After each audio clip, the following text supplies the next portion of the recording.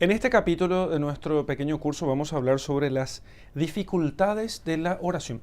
Y para esto voy a seguir casi al pie de la letra este apartado del padre José María Iraburu en su síntesis sobre las dificultades en la oración, que fundamentalmente él divide en tres grandes grupos. Las dificultades provenientes del mundo moderno o procedentes del mundo moderno, las dificultades aparentes y las dificultades reales. Y vamos a estudiar cada una de ellas. En primer lugar, tenemos las dificultades procedentes del mundo moderno. Sin duda, nosotros vivimos en un tiempo donde el pueblo cristiano ha dejado de ser un pueblo orante. La iglesia, desde el principio, vemos nosotros en los Hechos de los Apóstoles, así como Israel, fue sociológicamente un pueblo orante.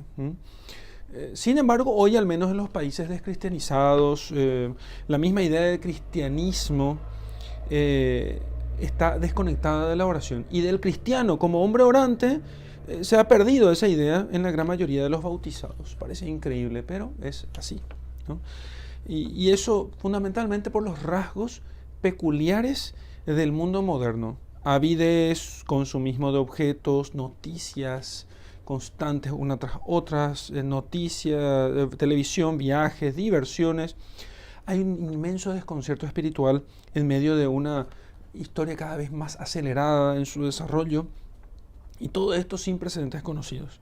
Velocidad, inestabilidad, violencia, prisa, culto a la eficacia inmediata, y todo esto hace que los cristianos mundanizados queden casi completamente incapaces de una contemplación sapiencial verdadera.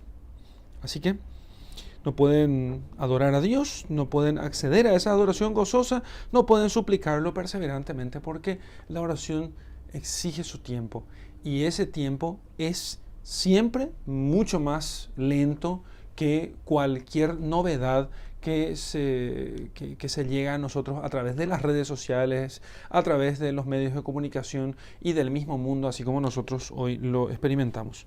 Entonces, sin embargo, los cristianos con el poder de Cristo pueden verdaderamente vencer al mundo y pueden iluminarlo con la luz preciosa de la oración. Veamos ahora las dificultades aparentes, las aparentes dificultades. Y en esto están dos tipos de dificultades aparentes: las distracciones y las obligaciones de la propia vida. Fijémonos un poco en esto. La distracción es una dificultad aparente. Sí, es una dificultad aparente. Y veamos por qué. Santa Teresa de Jesús dice lo siguiente, que la sustancia de la perfecta oración no se encuentra en el pensar, ¿sí? Porque generalmente las distracciones vienen respecto del pensar, porque si uno hace oración vocal, se puede distraer en su pensamiento mientras en la oración vocal continúe recitando las palabras. Sin embargo, la sustancia de la perfecta oración no está en el pensar. Algunos he encontrado, dice Santa Teresa, he encontrado yo que les parece que está toda la sustancia de la oración, está todo en el negocio, en el pensamiento. Y si pueden tener mucho en Dios, si el pensamiento lo pueden tener en las cosas de Dios, aunque sea haciéndose gran fuerza, gran violencia, luego les parece que ya son gente espiritual. Y si se distraen, no pudiendo más, aunque sea para cosas buenas, la distracción es en cosas buenas, luego les viene gran desconsuelo pensando que no avanzan porque no pueden tener su pensamiento en las cosas de Dios. Pero, sigue diciendo Teresa de Ávila, no todas las imaginaciones son hábiles naturalmente para esto, pero todas las almas son hábiles para amar.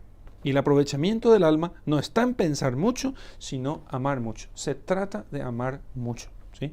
Y amar, entonces, bueno, consiste en que yo quiera a Dios, en que yo quiera estar con Él, en que yo quiera servirlo, en que yo quiera su gloria, en que yo quiera que los hombres le conozcan más, en que yo quiera yo mismo conocerlo más, amarlo más y servirle mejor. En eso consiste el amor. El amor no consiste en un sentimiento. El amor consiste en querer estar con aquel a quien nosotros amamos. En eso consiste el amor.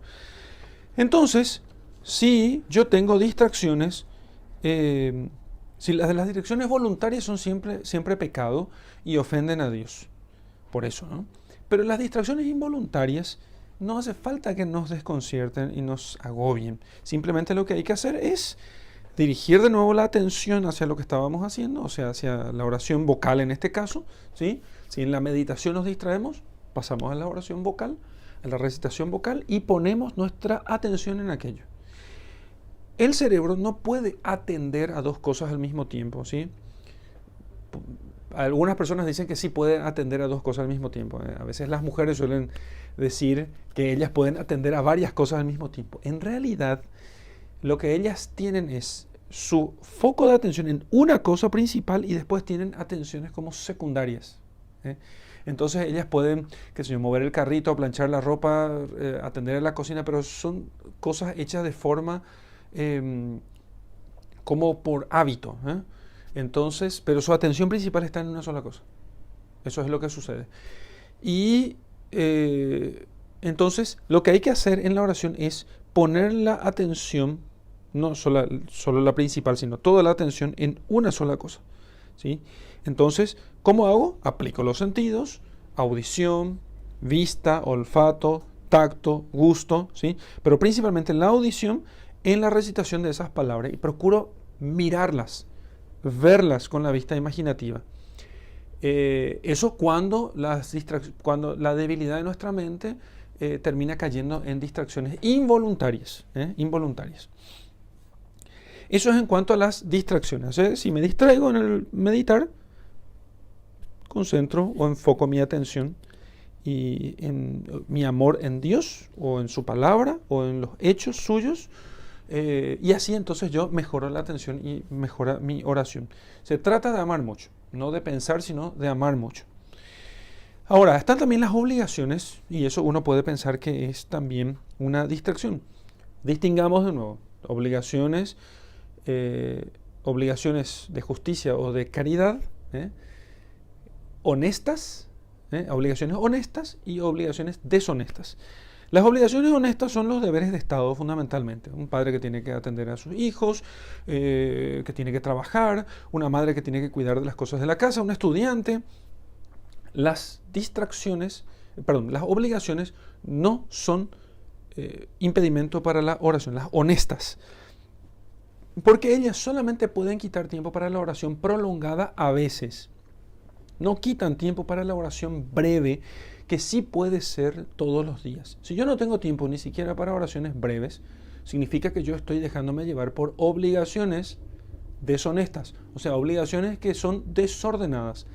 ¿Qué es lo honesto? Lo ordenado. Lo deshonesto, lo desordenado. ¿Qué es el orden? Es el ordenamiento de las cosas al fin que corresponde a mi naturaleza y que corresponde a mis deberes de Estado. Entonces, hacer un poco de deporte no está mal. Si no soy deportista y hacer deporte durante toda la mañana, está mal. Trabajar lo suficiente para mantener a mi familia, no está mal. Trabajar todo el día, la noche, en la madrugada, perder la salud, no atender a mis hijos, a mi esposa, está mal. Eso sería deshonesto. Deshonesto.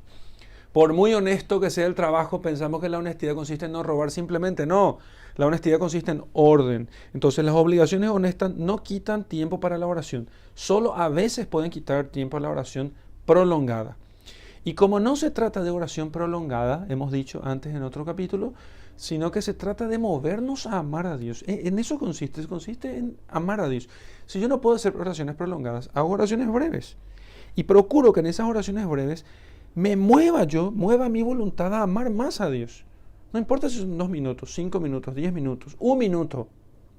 El tema se trata de amar a Dios, de moverme a amar a Dios en ese tiempo o rato de oración. Así también, durante el trabajo, podré hacer oración constante, o sea, hacer que todas las cosas estén dirigidas a Dios, ¿sí? Estén dirigidas a su gloria, a su servicio, al cumplimiento de su voluntad. Bien, entonces, procuren los cristianos tener habitualmente, en principio, tener habitualmente largos ratos de oración. Y Dios no le va a dejar sin esos largos ratos de oración. Así que ese es el punto sobre el tema de las obligaciones, si nos permiten o no nos permiten hacer oración. Ahora, eso es en cuanto a las distracciones, de las dificultades aparentes. Ahora veamos las dificultades reales. Las dificultades verdaderas para la oración no están tanto en el mundo, en el ambiente, ni en las obligaciones particulares, están en la propia persona, en su mente y en su corazón. ¿Sí? El cristiano espiritual, libre de todo apego es el tema aquí, se adhiere con amor al Señor, haciéndose con facilidad un solo espíritu con Él. En cambio, el cristiano carnal, atado aún por 1000 lazos, lleno de apegos, vanos temores y esperanzas, inquieto y constantemente perturbado por ruidos y tensiones interiores, se une al Señor difícilmente, con mucho trabajo, laboriosamente, tanto en la oración como en la vida ordinaria. Y dice Teresa de Ávila esto: al desasido, al desatado, no le molestan cuidados ni en la oración ni fuera de ella, y así, sin perder el tiempo, con facilidad, hace mucho progreso espiritual. Pero para ese otro, el que está atado, todo se le suele ir al orar y al trabajar en dar vueltas y revueltas sobre ese apego, sobre ese lazo a que está atado y apropiado su corazón. Y con diligencia, o sea, con trabajo, con esfuerzo, aún apenas se puede libertar por poco tiempo de esta atadura, de este apego del pensamiento y gozo de lo que está atado su corazón. Bueno, ese es el punto. Entonces, ¿qué sucede? Muchas veces las distracciones no son más que apegos. ¿En qué te estás distrayendo? No, en el trabajo de la casa. ¿Apego por eso? ¿Cuál es tu apego aquí? No, es que tengo que hacer esto y me preocupan los niños y compañía. Bueno, el apego aquí es a tratar uno de que todo salga bien y que nadie hable mal de mí. ¿Sí? Confianza en la providencia y ponete a hacer oración. No, estoy preocupado con el trabajo porque no quiero que me echen, porque quiero hacer bien las cosas. Nada te impide hacer bien las cosas. Pero una vez que hiciste todo, ahora a servir a Dios en la oración. ¿Seguís preocupado con eso? Entonces hay un apego desordenado, hay un apego que siempre es desordenado, a aquello o al resultado de aquello o a los beneficios de eso. Entonces es necesario que identifiquemos nuestros apegos, nuestros desórdenes, para dejarlos y para que entonces nosotros tengamos el corazón más libre para poder servir a Dios en la oración, para poder unirnos y tratar con Él. Ese es el punto central aquí de la cuestión del apego. Identificar nuestros apegos algunas veces puede no ser fácil, pero pensemos en esto. ¿Hay algo que me impide hacer oración? ¿Hay algo que me aleja de la oración? ¿Hay algo que me preocupa durante la oración? Muy probablemente eso es un apego. Y entonces, en la medida en que yo me desapegue de esas cosas, que no significa no ocuparme de ellas, significa ocuparme de ellas honestamente, o sea, con orden, dirigiéndolas a Dios, teniendo a Dios como último fin. Si yo me preocupo de ellas ordenadamente, entonces ellas no se constituirán en un desorden, en un apego, en una distracción, sino que servirán ellas también para poder servir a Dios. Cuidado con los apegos. Ese es la única dificultad real que puede impedirnos de verdad orar. Porque si la oración es trato con Dios, si la oración es dirigirnos a Dios, lo único que puede atarnos es aquellas cosas que no son ni yo ni Dios, a quien hemos de dirigir todos nuestro corazón. Hasta aquí este capítulo sobre las dificultades en la oración. Ahora solo nos queda tratar sobre esta conjunción entre oración, apostolado y trabajo que vamos a ver en el próximo capítulo.